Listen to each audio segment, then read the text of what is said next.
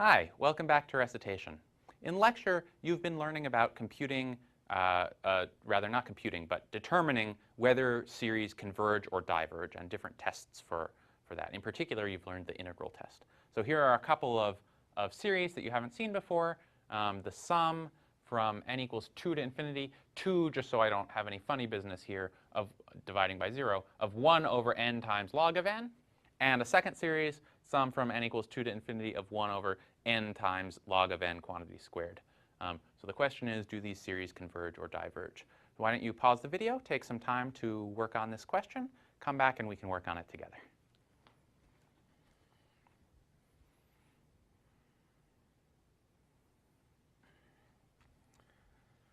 Welcome back. Before you left, I gave you a little hint that these might be questions that are amenable to the integral test. One thing we can do, if I hadn't given you that hint, how could you figure this out? Well, you can look at these integrands, and they don't really look a lot like anything you've seen before. But the associated functions, right, so this is the associated functions, 1 over x log x. This continuous function is a function that we have, it looks sort of like some things that we've integrated before. So that's one hint for the integral test. Another hint for the integral test is you just don't know very many tests right now. So it's kind of a small selection of options. Another thing is that this is not going to be a nice series. It's not going to have a nice numerical value. This log n thing is behaving badly. You're not going to be able to compute exact values of the partial sums any nicer than they look just by writing down that sum. So okay, so after we've got the idea of the integral, that's how we get the idea for the integral test. Now that we've got the idea for the integral test, what do? Well, we know that this series converges if and only if the associated definite integral, the associated improper definite integral, converges. So let's do the first one first. What's the integral associated with it? Well, we take the integrand, and frequently we replace the variable n with the variable x, although that doesn't really matter. And so what we do is we look at the integral of this integrand over the same region. So in this case, from 2 to infinity. And so what we know is that this sum converges if and only if this integral does. So then the reason this is a nice thing to do is that often there are integrals that are easy to compute while the associated series are hard to compute. So in this case, this is an integral that we have tools to know to compute with. And in particular, the tool that we have is that there's a simple little substitution that will work on this series. So that's the substitution u equals log x.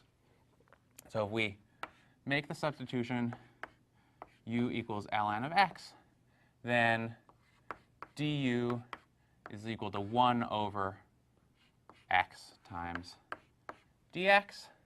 So this is the integral of, 1 over x dx, that's du, and so it's 1 over u du. This was a definite integral, so I also need to change my bounds. So when x is 2, u is ln of 2, although the lower bound doesn't really matter very much when we do the integral test, because if you change it a little bit, that's not going to change as long as you don't move it across a place where the function explodes.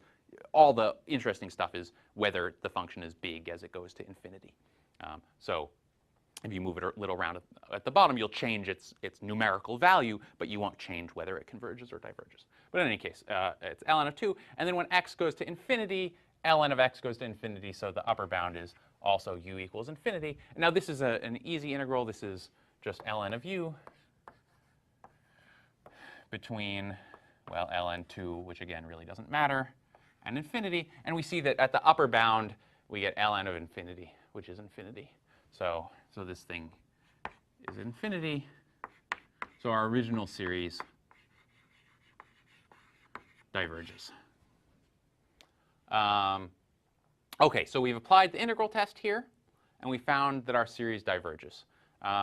What about this second one? Well, here we can again apply the integral test. It's a similar looking integrand. And in fact, so we get the integral that we want to look at is the integral from 2 to infinity of 1 over x times log of x squared dx. And the same substitution is going to work here.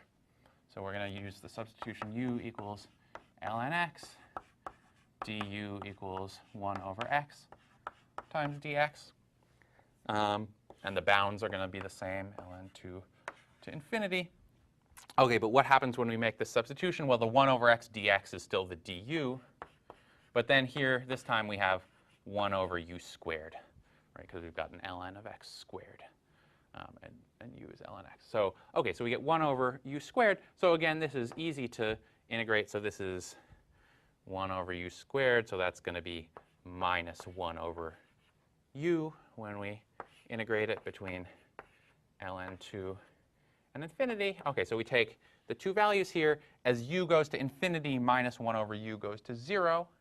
So this is 0 minus, and now with the lower bound, it's minus 1 over ln2. And this is just ln2. So this integral converges to a nice finite value, ln of 2. So that means the sum converges as well.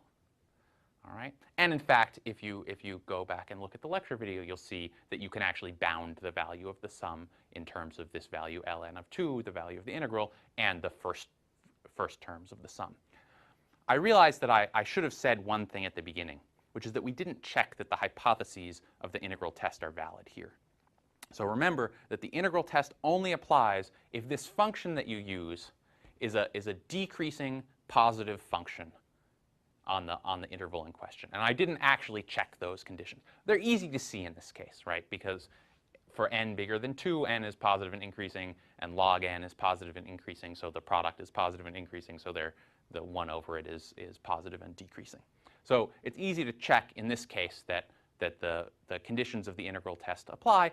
In the when you're doing this out in the real world, if you ever want to apply the integral test, that's something you should check yourself before you go and apply it to anything. Make sure that you really have a function to which it does apply. But then once you have a function to which it does apply, especially if it's a nice, easy to integrate function like this, you can easily apply it. And in this case, we applied it both directions. We saw an integral where the integral diverges and an integral where the integral converges. And so the corresponding sums, the first one will diverge and the second one will converge. I'll end there.